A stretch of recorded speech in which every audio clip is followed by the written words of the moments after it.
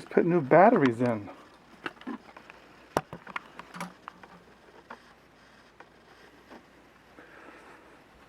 So today I just started a video and it died on me. I just put brand new batteries in. What is the problem? Tomorrow I'm going to Grand Rapids and I'm going to look for a video camera. Anyway, he's talking about here in this book by Other Colors, Essays and a Story by Orhan Punic about how books affect people. And he says about this book, reading the Brothers Kuganov by Diskowski, how where I was studying architecture, I would feel the book quivering inside me and knew that from here on life would never be the same. Next to the book's shocking world, my own life and troubles were small and unimportant. I felt like saying I'm reading a book that shocks me deeply and would change my entire life. So he's talking about how reading Diskowski's Brothers Kuganov, how it changed his entire life. And that's what books do. Novels. A novel can change your entire life. Reading it, your perspective on life. For me, as I said, being a Christian, it was the Bible that changed my entire life. I've been a Christian since 1970. And the Bible has changed my world and changed my perception on life. But besides the Bible, some of the books that have really influenced my own spiritual life and my perception of this Christian life and the spiritual world is the collected works of St. John of the Cross. And I've mentioned him that this is the book I read every year. I read something out of this book. The Dark Night, The Ascent of Mount Carmel, The Spiritual Canticle. I read his The Dark Night and The Ascent. I always read this book every year. Another book I read regularly is this book here by John Rudebeck. His book, The Spiritual Espousal. He was a late medieval spiritual writer, and I really recommend this book. The Cloud of Unknowing has really influenced my perception of the reality and of the world as a Christian. And this book has really, I read this book every year too. It's the Carthusian Spirituality, the writings of Hugh of Blama and Gulga de Point. And that these lived in the 13th century, and this book has been a major influence on my life.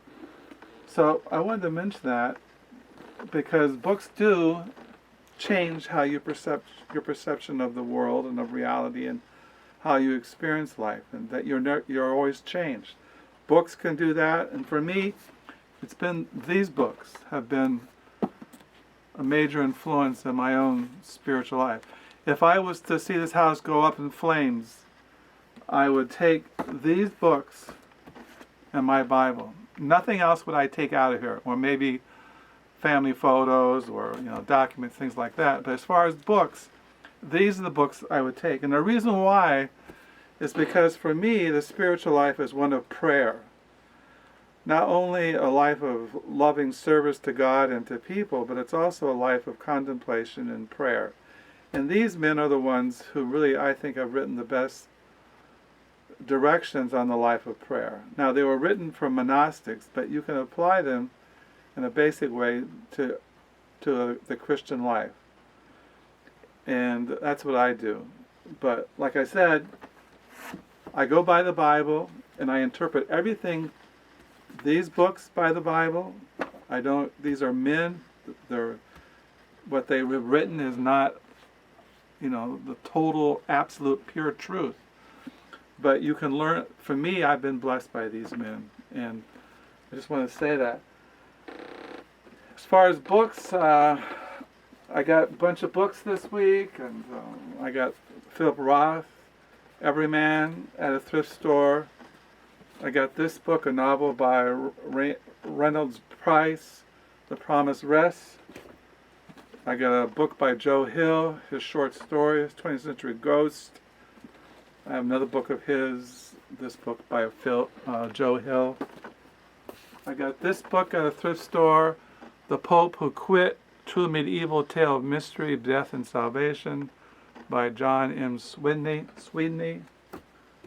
I got this travel memoir, Turn Right at Puchula,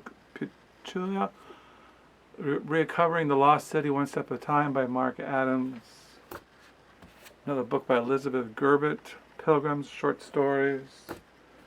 Found this hardback edition of the Brothers Kuganov by Fyodor Dostoevsky. I found this week. And I found this book, The Good Lord Bird by James McBride. This won the National Book Award. And I found this book, In the Shadow of the Banging by Velde Ratner. He was a Vietnamese writer. And I found two novels by Jim Harrison, The Great Leader, and his novel, The Road Home. And I found this book, The Eagle and the Rising Sun, Pearl Harbor through Guadalcanal on the Second World War by Alan Shum. I have his biography of Napoleon Bonaparte. I have his biography by this guy. And I found this book. I collect books on FDR, The Defining Moment, FDR's 100 Days and the Triumph of Hope by Jonathan Ather. And I found all these books at thrift stores this week. And still reading the books on the Psalms, Reformation commentary. I'm really enjoying this. And I collect books on the Psalms in my library, and because I went to churches for years. We went to churches for years that sang the Psalms, and they read the Psalms and preached the Psalms and sung the Psalms. And so I have tons of books on the Old Testament Psalms. So that's what I'm reading. And as far as my diary, I'm on page 903. That'll be tomorrow, November the 9th, 2015. So that's what I'm going through. And I just want to share these things. I hope this thing is taping. If not, it's been a total waste of time. Goodbye.